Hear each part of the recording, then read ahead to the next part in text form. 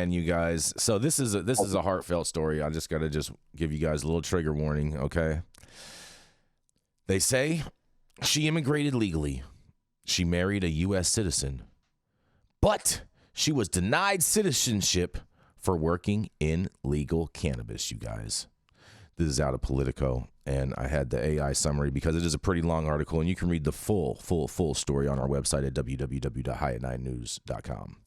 Maria Reimers tried to do everything by the book to become a U.S. citizen, but was denied because her work selling state-regulated cannabis was deemed illicit drug trafficking.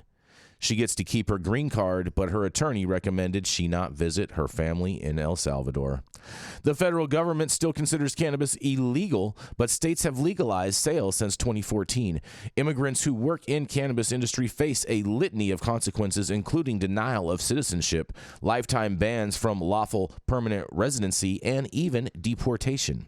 While advocates and senators in states where cannabis is legal have asked for help from President Joe Biden, the Department of Homeland Security has not changed how immigration proceedings judge cannabis work, leaving vulnerable workers like Reimers unable to naturalize or secure green cards.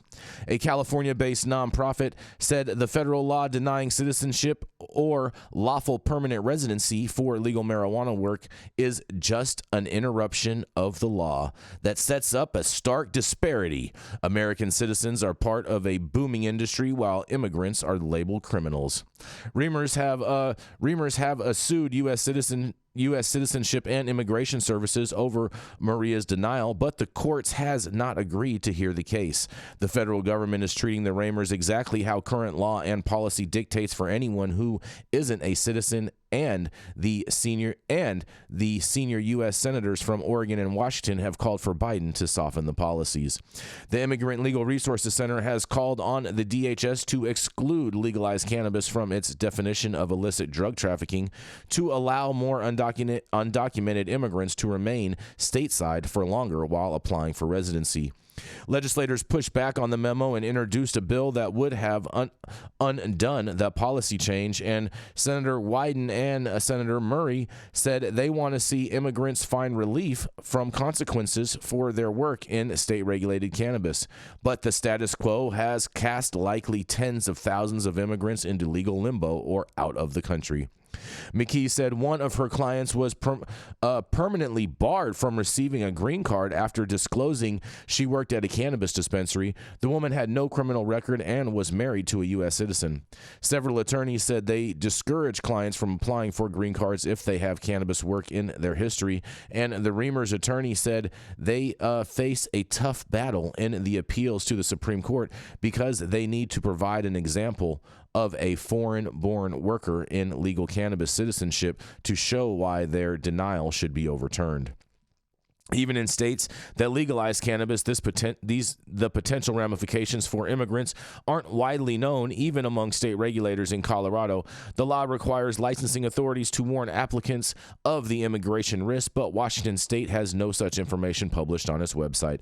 The Washington Liquor and Cannabis Control Board alerts new cannabis business owners that state and federal law may differ on gun ownership and banking, and the Oregon Liquor and Cannabis Commission will discuss doing the same.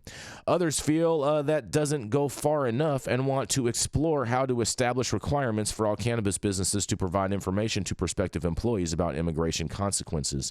And the Reimers wish they'd never gotten involved in the industry, but they are considering all their options, including stopping working at the business to gain citizenship. In quote, says, I was hoping I could go visit my grandmother, but I am incapacitated and I can't do much.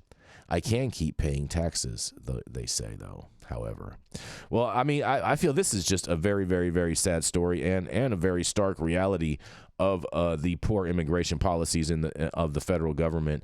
And I feel for this person because it seems like they've been doing everything in regards to being a good member of society and joining the workforce and whatnot, but are being penalized by not being allowed to fully exercise their ability to obtain citizenship in the United States due to the fact that they have a legal job in an illegal industry.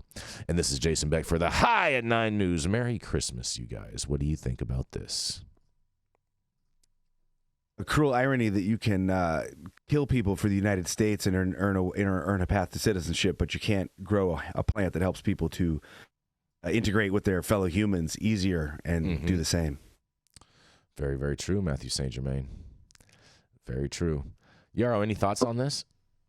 Yeah, I mean, it's, I think about the Statue of Liberty. I think about my family. I think about the fact that my family that didn't make it over here didn't make it. Mm-hmm. There's nobody for us to go visit in Europe because they got killed. And this country welcomes immigrants. And there's no question that we have broken policy.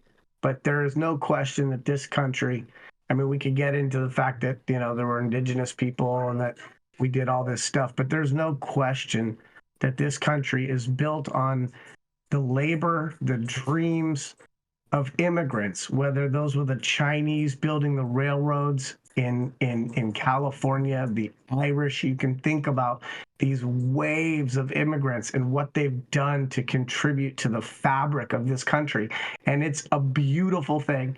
And for somebody to jump through the hoops, do the right things, not try to do something clandestine, they're not, and to do the right thing and to take a job and to be a productive, contributing member of society and to be penalized for that, it's un-American. Yeah, I agree. I agree, Yarrow. Like they're going through all the proper channels to do all the right proper things, and the only reason that they're being penalized is because they had a legal job in an illegal industry deemed by the federal government. And it really boils down to what we talked about a little bit in the article that I covered around this federal legalization and why that keeps continuing to be a horizon event. And it's just another example of how these types of things would be solved. They would be non-issues. And since we do get partisan here, Biden has been equally, if not more so, disappointing than Trump in growing a set and doing something about the federal policy against cannabis. And, I get that it might not be what his son was holed up in a hotel using, but we need that change and we need it yesterday. That was a nice jab. That was a nice jab. Thank you. Thank you. And so we need it yesterday. And these are the types of vignettes, these personal stories about broken dreams and the failed promise of the United States of America because we don't have federal legalization. And it's a little embarrassing because there are a lot of other countries that are much further ahead than us in having a lack of patchwork policies and strategies. And we needed this 10 years ago. We needed it 5 years ago. We needed it 10 months ago. We need it 10 days from now. And we keep talking about it, and it doesn't seem like it's moving the needle in a way that's tangible.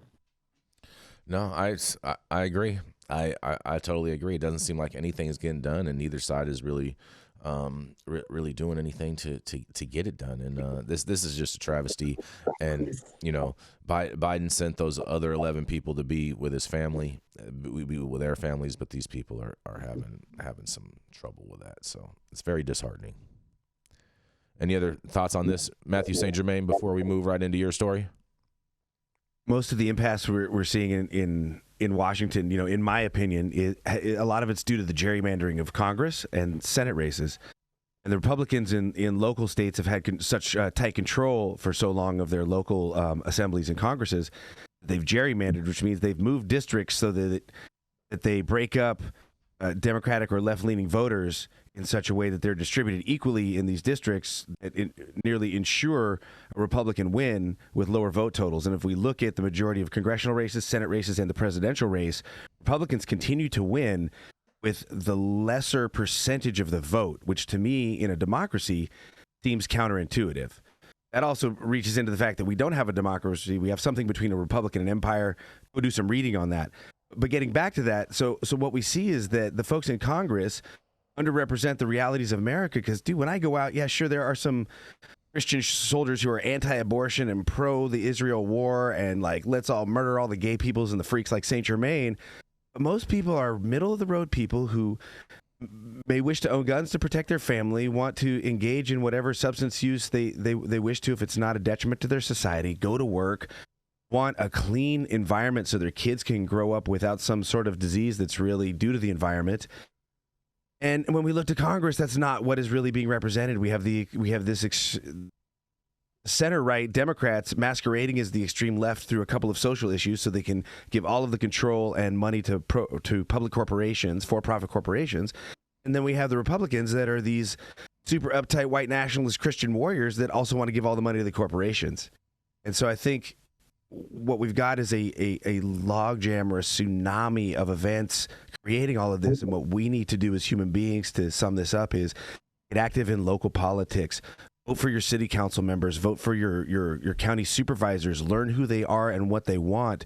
Vote for your state representatives because your state representatives determine the maps of election for our national representatives. And I watched in Mendo how a bunch of my friends didn't want to vote because it was bullshit. And the plant count went from 99 per card with 4+ cards per property to 6 plants per property. And then people started getting rolled up and arrested and having all their shit taken because politics was a scam. They didn't want to get involved. So get involved in politics locally. That's about it for me on this one. That's right. All politics are local. I'm with you on that. And make sure that you register to vote. That's right. Well, it's interesting that you used Mendocino as an example of failed policy. Mendocino is one of the most beautiful counties in this country. It is absolutely gorgeous, and there's it sings to me. And for me, not only is it where I spent a lot of my formative years, but to me, it represents so much of what cannabis started off as and became, especially during the 215 or medical era. And Mendocino is a case study of how to decimate an industry and create an extinction event where a lot of the knowledge, a lot of the talent, a lot of the people were forced to adapt, move on, give up. Mendocino has done an extra superb job of shitting the bed. And for such an important region, it would be, I guess, the equivalent of the Champagne region in France deciding to ban grapes. I mean, it's just, we will look back on some of this 15, 20, 50 years from now and face palm to forehead won't be enough to summarize just how disastrous these policy missteps have been. Mm-hmm. And just before we move on, Democrats gerrymander too, so it does happen on both sides.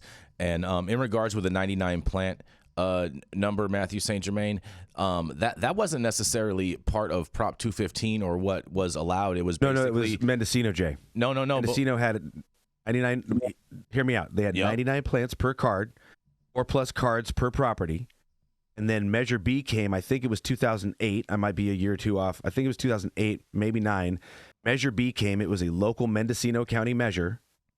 And it won by maybe 250 votes. The reason I reference this is because all of my friends who were dope growing freaks up in Mendo and or, ancillary to the industry, when I asked them if they were voting, would tell me that politics was bullshit. And I was trying to get people to vote, and I voted. And I voted in that local election. We lost Measure B by 250 votes approximately. Again, I could be off on the votes. I've been smoking a bunch of weed since about 7 in the morning getting ready for that. Yeah. The point being, we lost by a realistic number in a county that has under a couple 100,000, maybe a couple 100,000 people total in the county. And had Measure B lost, there would have been a lot of dominoes falling from that moment. But instead, Measure B won.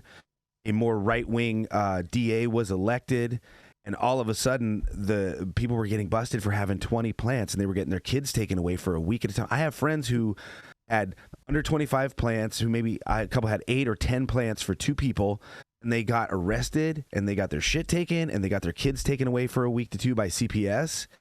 and it was a direct result of people I know not being politically active locally. And so that is why I use it as an example, not because of the state. The state's laws and the county laws, they're nebulous. They work together in weird fucking ways.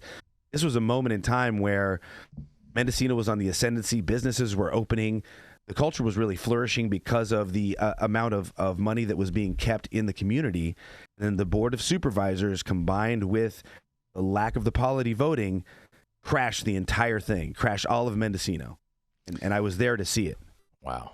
Wow. Well, Merry Christmas. Yes, that 99 plant though number though, Matthew, originated from federal policy where if you were caught with over 99 plants, then you were subject to federal prosecution, as opposed to if you were caught with 99 or below, then it was just strictly a state charge. Yes, sir. Yes, sir. Yep. But there was a Mendocino County policy. Yep. I didn't remember 99. that part. Yeah. So that's You live in L.A., bro. I know plenty of people up there. And Yeah, back then I was in the Bay Area. Jason. I lived through it. I watched my friends getting busted and their kids getting taken away. One of the reasons I moved to Sonoma was I was confronted twice by upstanding citizens in the parking lot of Freedman's in Ukiah when I was with my son, who was 3.5 at the time, and they were trying to engage in a fight with me because I fit the profile of a weed grower.